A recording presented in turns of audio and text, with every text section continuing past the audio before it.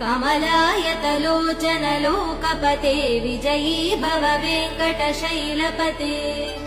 सचतुर्मुख षण्मुख पञ्चमुख प्रमुखाखिल दैवतमौलिमने शरणागत वत्सल सारनिधे परिपालय मां वृषशैलपते अतिवेलतया तव दुर्विषहै अनुवेल कृदै प्रपराध सदैः हरितं त्वरितं वृषशैलपते परया कृपया परिपाहि हरे